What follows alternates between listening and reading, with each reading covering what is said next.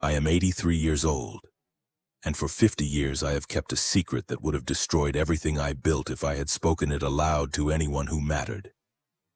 50 years of silence.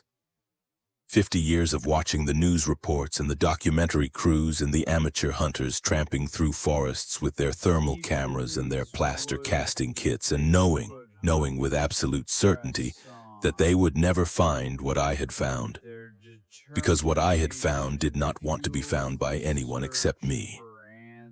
I know how this sounds. I know that you are already preparing your skepticism, already composing the comment you will leave telling me that I am a liar or a fool or simply an old man whose mind has begun to wander into territory that makes his family uncomfortable at holiday dinners. I understand that impulse. I would have the same reaction if I were you, sitting wherever you are sitting, listening to a stranger make claims that violate everything you believe about the world. But I am asking you to stay with me. I am asking you to hear the whole story before you decide what to believe. Because the evidence is real and it is sitting in my basement right now. And when I am gone, which will not be long, the doctors have made that clear, someone will have to decide what to do with 50 years worth of proof that we share these mountains with something that has been watching us far longer than we have been watching for it. My name is not important, and I will not be sharing it, not because I fear ridicule at this late stage of my life, but because there are others involved, others who helped me, others who kept the secret alongside me, and they deserve to carry that secret to their own graves without interference from anyone who might come looking after hearing what I am about to tell you. What I will tell you is this. I live in a hollow in the Appalachian Mountains of eastern Kentucky, on land that has belonged to my family since 1847, and since the spring of 1974, I have been engaged in what I can only describe as a trade relationship with a creature that most people believe does not exist. Not a sighting, not an encounter, a relationship. 50 years of exchanges, of negotiations conducted without a single shared word, of obligations honored on both sides with a consistency that would shame most human business partnerships I have witnessed in my long life. And I have the receipts, as the young people say, thousands of them, stacked in plastic bins in my basement, cataloged by year and by season, every item I gave and every item I received in return. A physical record of contact that would rewrite every assumption the scientific community holds about what lives in the dark spaces of this continent. But before I take you down those basement stairs, before I show you what 50 years of patience and mutual respect can build between two species that were never supposed to meet, you need to understand how it started, before and what I was running from, and why I was in exactly the right place at exactly the right time to become the kind of man who could keep this secret for half a century without breaking. And I need you to do me a small favor first, if you would not mind, which is to hit that subscribe button and perhaps the little bell beside it, because I am told by my granddaughter, who is helping me put this story into the world, that these things matter for reasons I do not fully understand. And I figure if you have come this far with an old man's impossible confession, you might be willing to help him navigate the mysterious machinery of the modern internet. I do not know how many of these videos I will be able to make. My voice gets tired now and there is so much to tell. But if you want to hear the rest, that button is apparently how you make sure you do not miss it. In 1974, I was 33 years old and I had just returned from my second tour in Vietnam, with a mind that no longer worked the way minds are supposed to work. I will not burden you with the details of what I saw there or what I did there, because those memories belong to me and to the men who did not come home. And I have never believed that trauma should be performed for strangers. What I will tell you is that I came back to a country that did not want me, to a wife who had learned to live without me, and to a son who had been 2 years old when I left and who screamed when I tried to hold him because I was a stranger with my father's face. The marriage ended within a year, quietly and without the drama you might expect, because my wife was a practical woman who understood that the man she had married was not the man who came home, and she had the good sense to grieve for him while I was still standing in front of her. I do not blame her for any of it. I was not someone who could be lived with, not then, maybe not ever. The nightmares were one thing, You could forgive a man for nightmares, but the way I would go still and silent for hours, the way I could not tolerate sound or movement or the simple domestic chaos of a 4-year-old boy learning to be a person in the world, that was something else entirely. I was a danger, not in the physical sense, but in the spiritual sense. I was a black hole where a husband and father was supposed to be, and she was wise enough to get herself and my son out of the gravity well before I pulled them down with me. When the divorce was final, I took what little money I had and I drove east, back to the land my grandfather had left me when he died during my first deployment. 200 acres of steep hollow and old-growth timber that had not been logged since the 1920s and had not been lived on since my grandfather's death in 1969.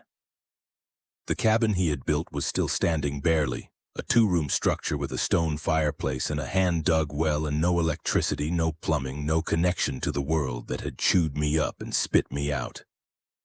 I moved in on the 1st of April 1974 with a truck full of tools and canned goods and a firm intention to either heal myself or disappear so thoroughly that no one would ever have to deal with my wreckage again. I did not care which outcome found me. I was 33 years old, and I was already so tired that the thought of another 50 years on this earth felt like a punishment rather than a gift. The first month was about survival, nothing more.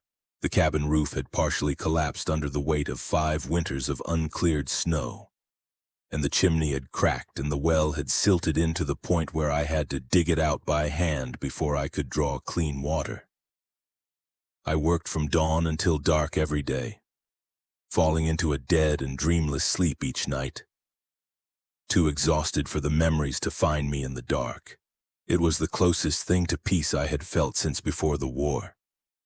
The forest around me was vast and indifferent and demanded nothing from me except that I figure out how not to die in it. And that simplicity was exactly what I needed. I started noticing things in the second month. Small things at first. A pile of stones near my property line that I did not remember being there, stacked with an intentionality that seemed wrong for a natural formation. Footprints in the mud by the creek that were too large and too deep to be anything I could explain. A feeling, when I walked the timber in the early morning, that I was being watched by something that knew how to watch without being seen. I told myself it was the paranoia that had followed me home from the jungle. The hypervigilance that had kept me alive through 2 tours and now would not turn off even when there was nothing left to be vigilant about. I told myself that the mountains were full of black bears and wild boars and other large animals that could explain the prints, the disturbances, the sense of presence that followed me through the trees. I almost believed it. Then on the 17th of May, 1974, I know the exact date because I had started keeping a journal, a habit the VA psychiatrist had recommended before I stopped going to my appointments. I found the gift. It was sitting on the flat stone I used as a step outside my cabin door, placed there sometime between when I went to sleep and when I woke at dawn. A rabbit, freshly killed, still warm, its neck broken cleanly in a way that spoke of experience and efficiency. No blood, no mess, no sign of struggle. Just a rabbit laid out on the stone as if it were an offering, as if someone or something was trying to tell me that they had seen me, that they knew I was here and that they wanted me to know they meant no harm. I stood in my doorway for a long time that morning, holding my rifle, scanning the tree line for movement. I saw nothing. I heard nothing except the ordinary sounds of a forest waking up, birdsong and wind and the distant conversation of the creek. But I knew, with a certainty that I cannot explain and have never been able to explain, that I was not alone in that hollow. I knew that something was out there watching me, waiting to see what I would do. What I did was cook the rabbit for breakfast. It seemed like the only reasonable response. If something was offering me food, the polite thing to do was accept it. And politeness had been drilled into me by my grandmother long before the army had a chance to drill anything else. I ate the rabbit, and I saved the bones, and I cleaned the pelt and hung it to dry. Because wasting any part of an animal that had died to feed you was a sin in my grandmother's cosmology, and I had not yet managed to unlearn the lessons she had taught me. 3 days later, I left something in return. I do not know why I did it. I do not know what instinct or intuition guided my hand when I placed a small pile of salt on that flat stone, wrapped in a piece of cheesecloth from my supplies. Salt was precious to me. I had no way to get more without a trip to town which I was not yet ready to make. But it felt right. It felt like the appropriate response to a gift of meat from a creature that presumably had no easy access to salt in its natural diet. I was thinking like a trader even then. I was thinking about what I had that might have value to something that lived in the woods, and what that something might have that had value to me. When I woke the next morning, the salt was gone, and in its place was a bundle of ginseng roots, wild and perfect, the kind that would have fetched $50 or more from the buyers who came through these mountains every fall looking to supply the Asian medicine market. I held those roots in my hands, and I felt something shift inside me. Some wall that I had built between myself and the possibility of wonder crack just enough to let a little light through. This was not charity. This was not a predator playing with its food. This was a transaction conducted according to rules I did not yet understand but was suddenly desperate to learn. I left another gift that night, more salt, and this time a small mirror I had brought for shaving. The kind with a metal back that would not break easily and would catch the light in ways that I imagined might be interesting to something that had never seen its own reflection. What I received in return was a stone, palm-sized, smooth, with a natural hole worn through its center by centuries of water. A hagstone, my grandmother would have called it. A seeing stone, a thing of power in the old folk traditions of these mountains. I did not know then whether the creature understood the significance of what it was giving me, whether it knew that in the culture my grandmother had come from, a stone like this was protection against evil spirits and fairy tricks and all the unseen dangers of the world. I know now that it understood exactly. That was my first clue that I was dealing with something far more intelligent than I had initially assumed. The exchanges continued through the summer. I learned slowly through trial and error what my trading partner valued and what it did not. Salt was always welcome. So were mirrors and anything else that was shiny and reflective. Metal tools were received with what I interpreted as enthusiasm, though they were never taken immediately. I would leave a knife or a hatchet head and find it still there in the morning but gone by the following night, as if the creature needed time to evaluate the offer before accepting it. Cloth was hit or miss. Bright colors seemed to be preferred. Food was almost never taken, which I eventually understood to mean that food was not what this creature needed from me. It could feed itself far better than I could feed it. What it wanted were the things it could not make for itself, the products of human technology and human craft that existed nowhere in the natural world it inhabited. In return, I received things of extraordinary value. Ginseng, yes, but also other medicinal plants gathered at exactly the right stage of growth for maximum potency. Golden seal, black cohosh, bloodroot, things that required genuine knowledge of herbal medicine to harvest correctly. Animal pelts sometimes prepared with a skill that exceeded my own.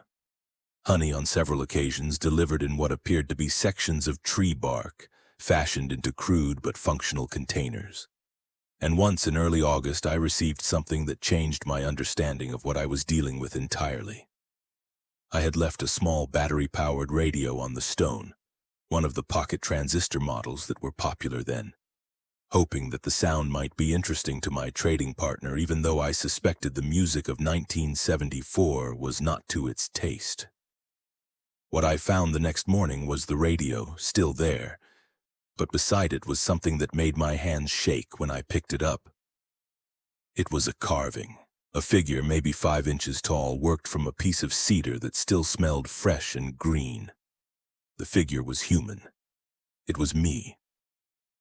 Not a generic representation of a person, but me specifically, my build, my posture, the slight hunch in my shoulders that I had developed from years of carrying a rifle, even the beard I had grown since coming to the hollow. The detail was extraordinary.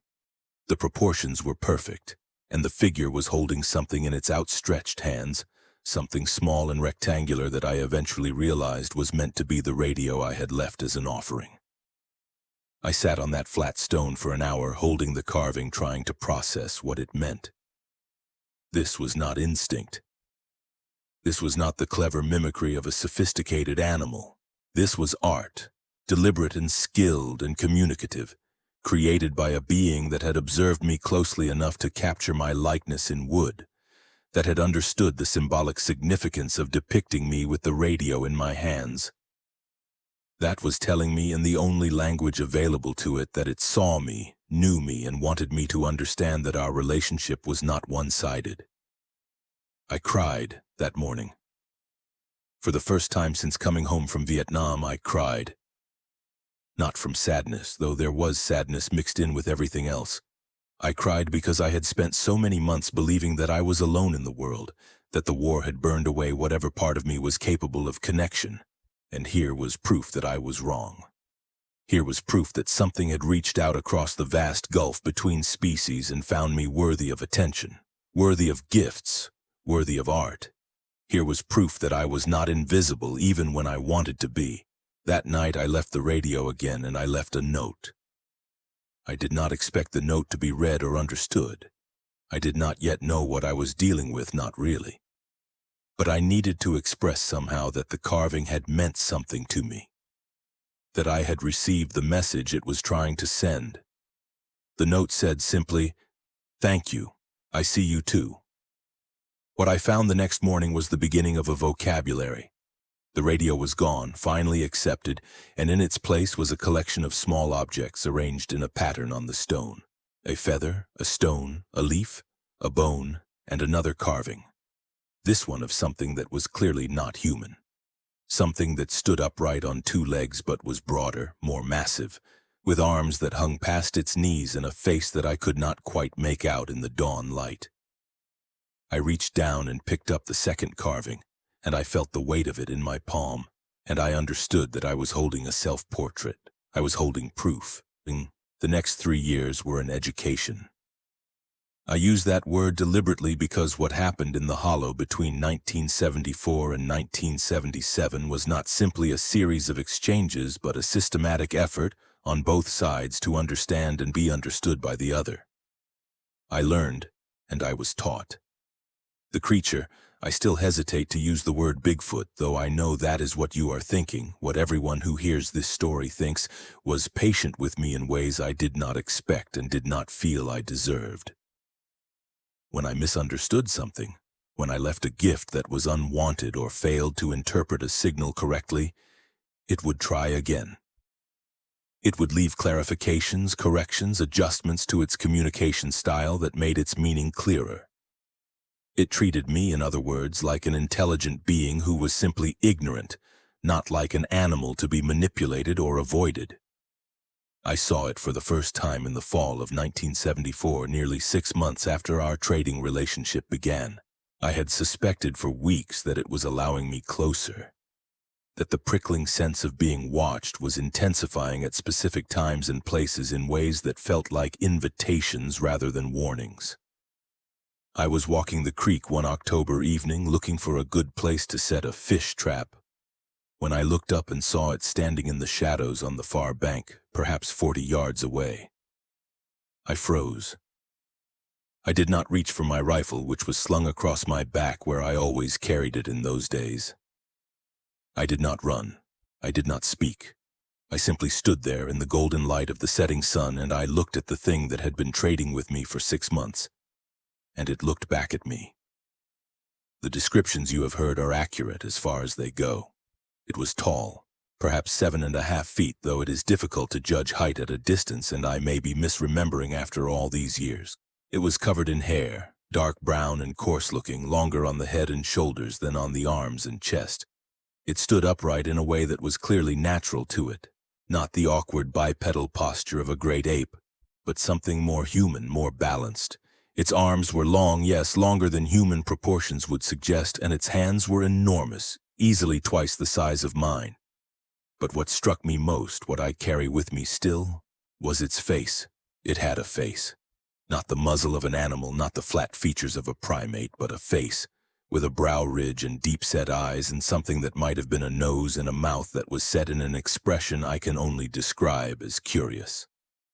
It was looking at me the way I might look at a new piece of equipment, trying to figure out how it worked, what it was for, whether it could be trusted. We stood there for perhaps a minute, the two of us, across that 40 yards of creek water and autumn light. Then it nodded. I swear to you it nodded, a single deliberate inclination of its head that was unmistakably a gesture of acknowledgement, and it turned and walked back into the trees without making a sound. I stood on my side of the creek until full dark, shaking, not from fear but from the sheer overwhelming strangeness of what had just happened. Then I went home and I wrote everything down in my journal, every detail I could remember, and I lay awake all night trying to process the fact that my trading partner had a face, had eyes that met mine, had nodded at me like a neighbor passing on the street. The sightings became more frequent after that, though they were always on its terms, always at a distance, always brief. I began to understand that it was showing itself to me deliberately, that each sighting was a communication of some kind, a deepening of the relationship we were building, one exchange at a time. I learned to read its body language, to distinguish between the relaxed posture that meant it was simply observing and the tense stillness that meant something had alarmed it, and I should be careful. I learned that it was not alone. In the spring of 1975, I saw a second one, smaller, slighter, with hair that was more reddish-brown than the dark color of my trading partner. A female, I assumed, though I had no way to confirm this assumption and would not for many years. They stood together at the edge of the tree line, watching me work in my garden, and when I raised my hand in greeting, a gesture I had adopted after the first sighting, a way of acknowledging their presence without threatening them. Both of them raised their hands in return. I know how this sounds. I know that I am asking you to believe things that strain credulity. If you are still listening, if you have not clicked away to something more plausible, I am grateful. And I am asking you now to leave a comment, if you would, to let me know that someone is out there receiving this story. Because the isolation of keeping this secret for 50 years has been its own kind of wound. And the thought that I might finally be able to share it, even with strangers, even in this strange, impersonal way, means more to me than I can easily express. By 1977, the trading had become ritualized. Every Sunday, I would leave my offerings on the flat stone. Salt, always, because salt remained the most valued commodity, along with whatever else I had acquired that I thought might be of interest. Every Monday morning, I would find the stone cleared and new items left in return. The regularity was its own form of communication. It told me that my trading partner understood the concept of scheduling, of predictable patterns, of keeping appointments. It told me that I was dealing with a being that could think in terms of days and weeks, that had a sense of time passing and could plan accordingly. The items I received became more sophisticated as the years went on. The carvings, which had started as simple representations, evolved into complex scenes. A carving of me fishing in the creek, a carving of the cabin with smoke rising from the chimney, a carving of two figures standing on opposite sides of a line, me and my trading partner, I realized, with the flat stone between us, a record of our relationship rendered in wood. I began to understand that these carvings were the creature's form of record-keeping, that it was documenting our exchanges in the only medium available to it, just as I was documenting them in my journal. I started keeping the carvings in a special box labeled by date, the beginning of what would eventually become the collection that now fills my basement. The ginseng and other medicinal plants I sold, carefully through channels that did not ask too many questions about where a hermit in the Kentucky mountains was finding such high-quality specimens in such large quantities. The money allowed me to buy more trade goods, better quality mirrors and tools, things that I thought might be useful or interesting to beings that lived entirely outside the human economy.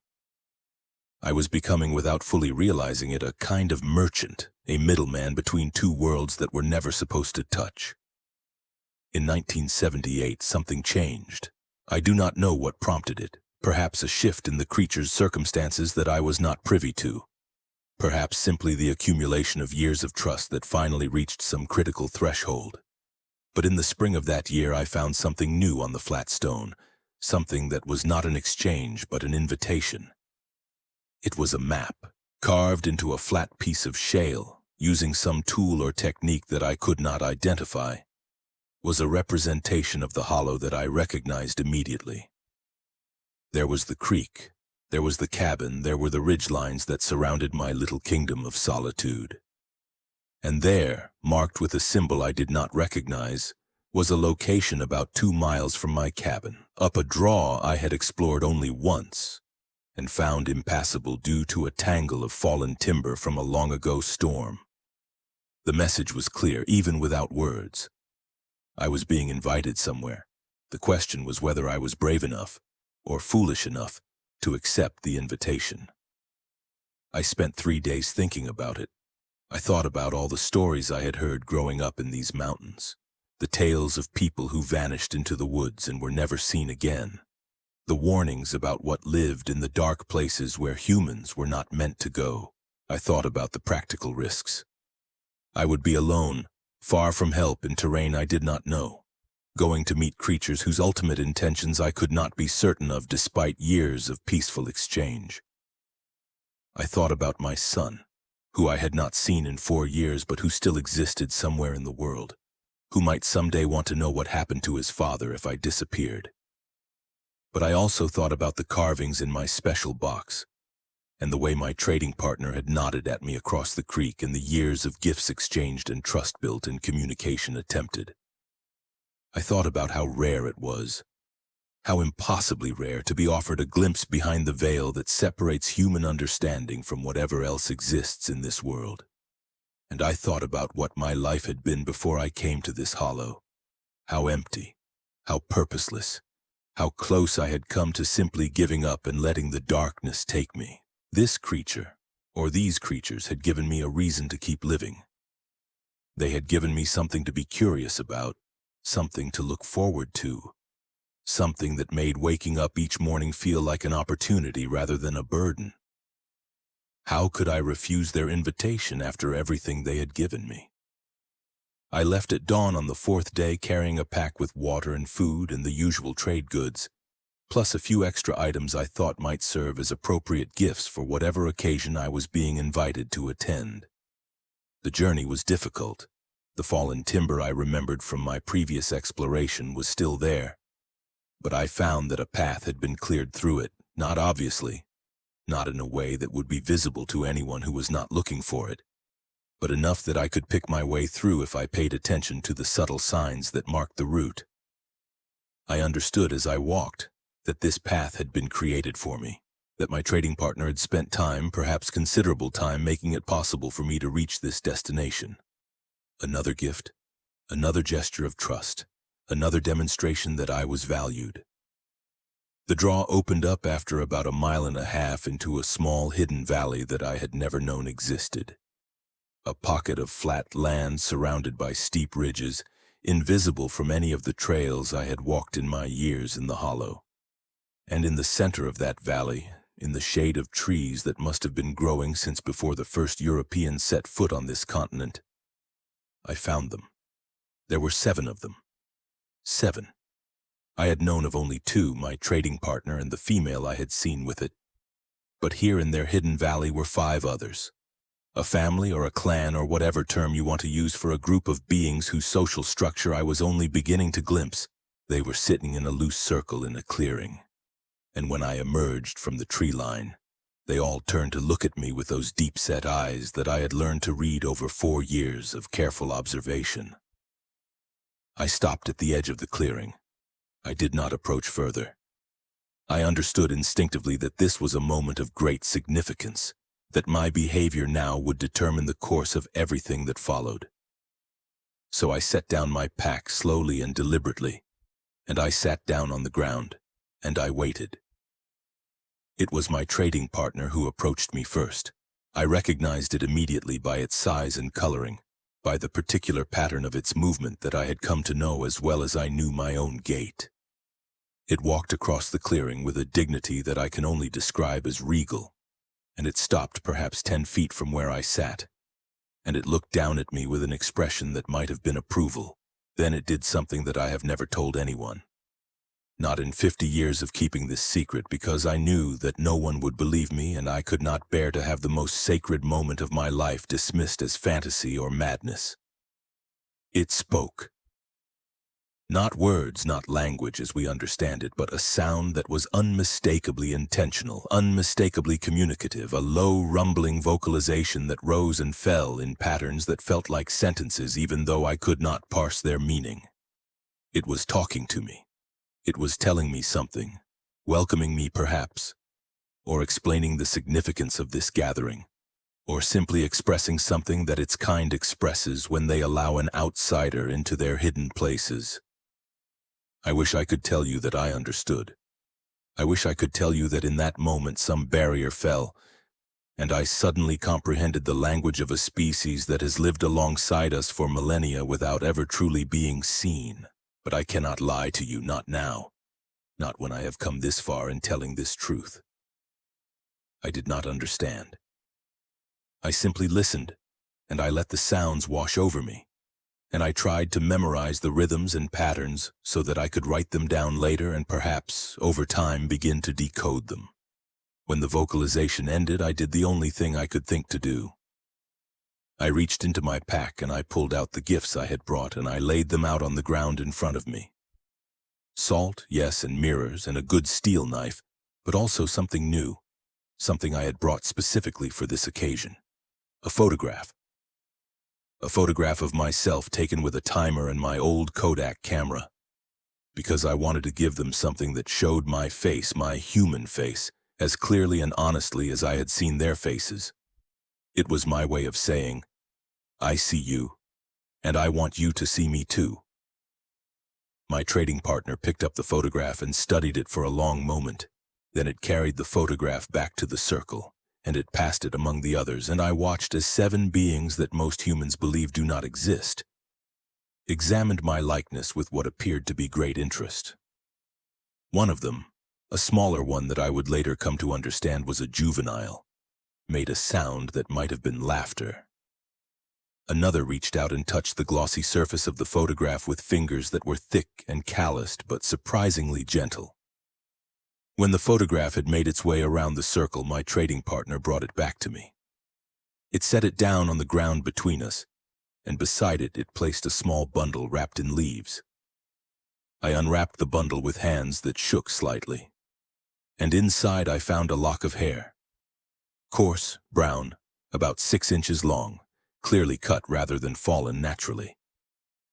It was a sample. A biological sample freely given from a creature whose existence science had never been able to prove. I looked up at my trading partner, and it was watching me with those deep, intelligent eyes, and I understood what it was telling me. I understood that this was a gift of extraordinary trust, a piece of itself offered to me as proof, as evidence, as a bond between us that went beyond the simple exchanges of salt and ginseng that had defined our relationship until now. I burst into tears. I am not ashamed to say it. I sat in that hidden valley surrounded by creatures from humanity's oldest nightmares and most persistent legends, and I wept like a child, because I understood finally and completely what was happening. I understood that I had been chosen, that for reasons I might never fully comprehend, this family, this clan, this remnant of something ancient and impossible had looked at me and decided that I was worthy of trust.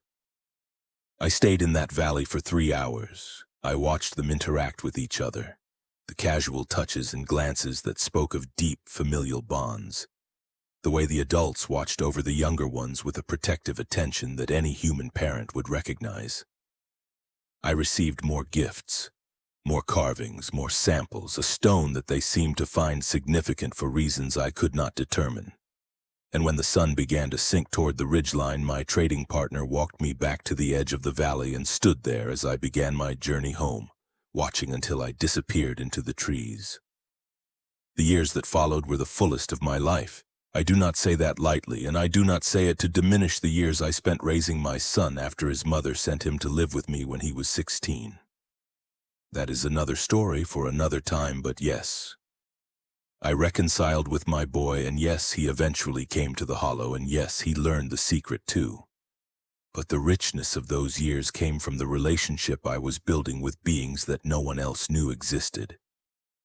The Sunday exchanges continued, but they were supplemented now by visits to the hidden valley, invitations that came in the form of carved maps left on the flat stone, showing me routes through the forest that I would never have found on my own. I witnessed births. I witnessed deaths. I watched children grow from small and curious bundles of reddish fur into the massive, dignified adults I had first encountered. I learned over decades to interpret their vocalizations well enough to understand simple concepts: warning, greeting, gratitude, farewell, even if the full complexity of their communication remained beyond my grasp. And I traded. Lord, how I traded. The collection that started with a few carvings in a special box grew into bins, then shelves, then an entire system of cataloging that eventually required me to excavate a larger basement beneath the cabin just to hold it all. Every exchange documented, every item photographed and measured and described in journals that filled shelf after shelf. Not because I intended to reveal any of this to the outside world. I had understood from the beginning that my trading partner's survival depended on secrecy, but because I believed that someone someday would need to know. Someone would need to understand what was possible between our kinds, what had been built in this hollow over half a century of patience and mutual respect. That someone might be you. I do not know what will happen to this collection when I die. My son has his own ideas and we have argued about them, but ultimately the decision will be his. He has been part of this secret for nearly 40 years now, and he has his own relationships with the beings in the hidden valley, his own exchanges, his own store of trust built through his own years of careful interaction. I trust him to do what is right, even if his idea of right differs from mine. But I wanted there to be a record beyond the physical evidence. I wanted there to be a story. My story, the story of how an old soldier came to the mountains to die and found instead a reason to live. I wanted you to know that the world is stranger and more wonderful than the narrow slice of it that science has chosen to acknowledge, and that in the spaces beyond the reach of human knowledge, there are others living their lives with as much meaning and purpose as we live ours. I want you to know that 50 years of trading with Bigfoot taught me more about humanity than 60 years of being human ever did. It taught me patience and humility and the profound importance of keeping your word. It taught me that trust is built one small exchange at a time, that relationships grow slowly and require constant tending, that the greatest gifts are often the ones that cannot be measured or quantified. It taught me that we are not alone on this earth, and that our failure to recognize our neighbors says more about our limitations than about their existence. But I have not yet told you about the crisis. Every story has one, and mine is no different. For all the years of peaceful exchange, for all the trust built and maintained, there came a time when everything I had worked for was threatened, when the secret I had kept so carefully came within a hair's breadth of being exposed, and when I had to make choices that still haunt me in the hours before dawn. It was 1996. Bill Clinton was president. The internet was beginning to transform the world, and a logging company had purchased the timber rights to a large parcel of land adjacent to my property. They were coming with their chainsaws and their bulldozers and their crews of men who would be working in these forests every day for months. And they were coming close, too close, to the hidden valley where my trading partners made their home. I learned about the sale in March. The logging was scheduled to begin in June. I had 3 months to figure out how to prevent a disaster that felt inevitable. The beings in the valley had survived for generations by avoiding human contact, by staying hidden in places where humans did not go. But the logging operation would change everything. The noise alone would be unbearable to creatures whose hearing was far more acute than human hearing. The destruction of forest cover would eliminate the corridors they used to move unseen through the mountains, and the workers themselves, dozens of men with chainsaws and four-wheelers, would be crawling over every inch of terrain that my trading partners had considered safe for as long as I had known them. I went to the valley in April carrying nothing but my worry and a desperate hope that somehow they would have a solution I had not thought of. I found my trading partner waiting for me at the entrance as if it had known I was coming. And perhaps it had. Their senses were far beyond anything I could explain, and I had long suspected they were aware of events in the wider world through means I could not fathom. We sat together in the clearing and I tried to explain what was coming. I do not know how much it understood. I used gestures, I drew pictures in the dirt, I made the sounds of chainsaws and trucks and shouting men as best I could. My trading partner watched me with those deep eyes, and when I was finished, it made a sound I had never heard before. Low, sustained, vibrating in frequencies I could feel in my chest more than hear with my ears. It was, I understood, the sound of distress, the sound of fear. In 22 years of knowing these creatures, I had never heard them express fear. They were afraid of nothing in the natural world. No bear or mountain lion or any other predator posed a threat to beings of their size and strength. But they were afraid of this. They were afraid of what I was describing, the invasion of their sanctuary by machines and men who would not understand, who would not care, who would either flee in terror or try to capture or kill anything they encountered that did not fit their understanding of what was supposed to exist in these mountains. That night, lying awake in my cabin, I made a decision. It was not a decision I am proud of. It was not a decision I would recommend to anyone else facing similar circumstances. But it was the only decision I could live with, and so I made it. I would buy the land. Not the timber rights, those had already been sold, but the land itself, all of it, the entire parcel that surrounded my property and extended up into the draws and hollows where the hidden valley lay. I would buy it, and I would refuse to allow the logging to proceed, and I would absorb whatever legal and financial consequences that refusal might bring. The problem was that I did not have the money. My ginseng sales over the years had been enough to live comfortably in my simple way, but they had not made me wealthy by any reasonable standard. The land was going to cost hundreds of thousands of dollars, and I had perhaps $20,000 in savings and no way to get more in the 3 months before the logging was scheduled to begin. So I did something I had sworn I would never do. I sold part of the collection, not the carvings.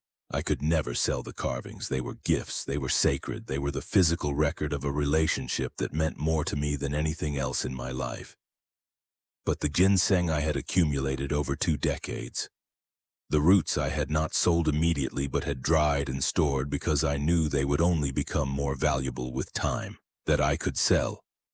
And the other medicinal plants, the ones that had been given to me with the same care and intentionality as the ginseng. And the pelts, some of them, the ones that were not gifts but simply surplus, things my trading partners had given me because they had no use for them and knew that I did. I spent April and May converting 20 years of careful accumulation into cash. I found buyers who did not ask questions, who paid in stacks of bills that I hid in my cabin because I did not trust banks and could not explain to any financial institution where a hermit in the Kentucky mountains had suddenly acquired 6 figures in cash. By the end of May, I had enough. I made an offer on the land. The owner, a timber company in Tennessee, was confused. Why would anyone pay full price for land they could not log? But they were not so confused that they refused the money. The sale closed on June 3, 1996, 3 days before the logging was scheduled to begin. I owned outright another 400 acres of mountain land, and the creatures in the hidden valley were safe. The cost was almost everything I had. I was 65 years old, and I had spent my entire savings and 2 decades of accumulated trade goods to protect beings whose existence I could never prove to anyone who might have helped me. If my health failed, if anything went wrong, I had no safety net, no resources to fall back on, nothing but the land itself and whatever my trading partners chose to give me in exchange for the salt and mirrors I could still afford to buy. I went to the valley the day after the sale closed. I do not know if they understood what I had done. I do not know if they could comprehend concepts like property ownership and legal rights and the transfer of land from one human entity to another. But when I walked into the clearing that morning, every single one of them was there waiting for me. All 7 adults and the 3 juveniles who had been born in the years since my first visit. And they were holding something, a gift. The largest carving I had ever seen worked from a single piece of oak that must have taken months to prepare, depicting 2 figures standing side by side with their hands clasped. One figure was clearly meant to be my trading partner. Tall, broad, covered in detailed hair carved with a skill that took my breath away. The other figure was me. Smaller, hunched, with my beard and my rifle and my characteristic posture captured in wood just as it had been in that first small carving 20 years before. We were holding hands. We were partners. We were, the carving seemed to say, family. I accepted the carving with tears streaming down my face, and I held it against my chest, and I made the sound of gratitude that I had learned over the years, a low hum in the back of my throat that they seemed to recognize and appreciate. And my trading partner stepped forward, and it placed its enormous hand on my shoulder, and it squeezed gently, and it looked into my eyes with an expression that I can only describe as love. That carving is in my basement now. It is the centerpiece of the collection.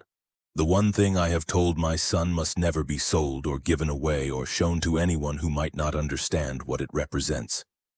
It is proof, yes. Proof that these creatures exist. Proof that they are intelligent and artistic and capable of bonds that transcend the boundaries of species. But it is more than proof. It is a portrait of a friendship that lasted 50 years, painted in wood by hands that were never meant to hold a carving tool. It is the most precious thing I own. The years after the land purchase were good ones, the best ones maybe, if I am being honest. With the threat removed, with the hidden valley secured for another generation, my trading partners seemed to relax into a new phase of our relationship. The visits became more frequent, the exchanges became more elaborate. I was invited to witness ceremonies and rituals that I could not understand but felt honored to observe. Gatherings that seemed to mark the turning of seasons, the passage of years, the milestones of individual lives. My son came to live with me in 1982. A troubled teenager who had worn out his welcome in his mother's house and needed somewhere to go. I will not pretend that I was a good father in those early years. I did not know how to be a father. I did not know how to be anything except a hermit in the mountains, a trader with beings that no one else knew existed, a keeper of secrets too large to share. But I tried. And eventually, when he was old enough and trustworthy enough and had demonstrated the patience and discretion that this secret required, I told him. I took him to the hidden valley. I introduced him to my trading partners, to the beings that had saved my life in every way that mattered, and I watched as they extended to him the same cautious welcome they had once extended to me. He has his own relationship with them now. His own exchanges, his own rituals, his own store of trust built over 40 years of careful interaction. He will inherit the secret when I am gone, along with the land and the collection and the responsibility to protect what has been built here. I trust him. I trust him because I raised him eventually to be the kind of man who could be trusted with something this important. I trust him because I have watched him sit in the clearing of the hidden valley and receive gifts and give gifts with the same reverence I feel. I trust him because he is my son, and because the beings in the valley have accepted him, and because there is no one else in the world who could carry this burden after I am gone. The trading continues, even now at 83, with my body failing in ways I cannot ignore and my mind occasionally wandering into territories I would rather it avoid. I still make the journey to the flat stone every Sunday. The offerings are smaller now. I cannot carry as much as I once could, but they are still given and still received. What comes in return is gentler too, as if my trading partners understand that I am fragile now in ways I was not fragile before. More carvings, smaller and more detailed than ever, portraits of a relationship that has spanned half a century. Medicinal plants that I suspect are chosen specifically for their effects on the ailments of old age. Small comforts given with what I can only interpret as affection tokens of a bond that will soon be broken by the one force that neither human nor creature can overcome. I do not know how much longer I have. The doctors tell me months, possibly a year. Probably not more than that.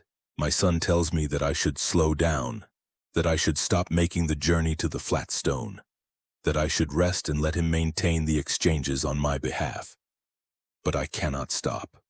I will not stop.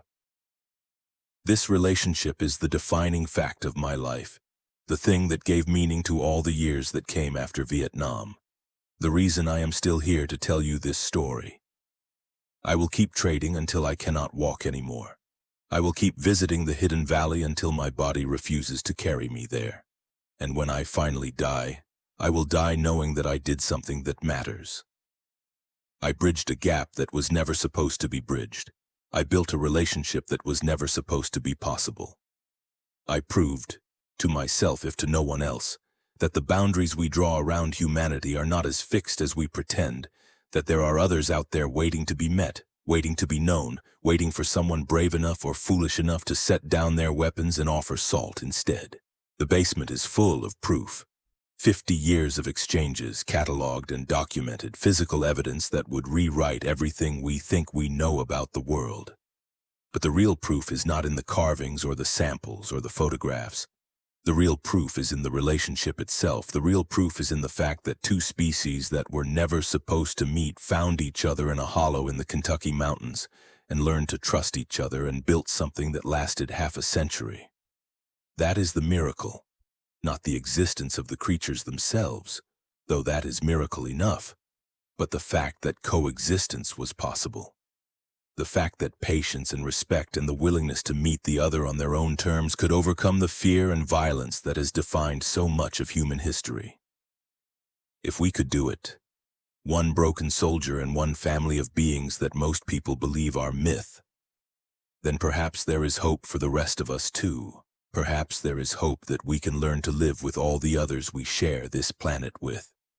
The ones we know about and the ones we do not. The ones we have already destroyed and the ones that still survive in the dark spaces where humans have not yet reached. I do not know what will happen to this story after I am gone.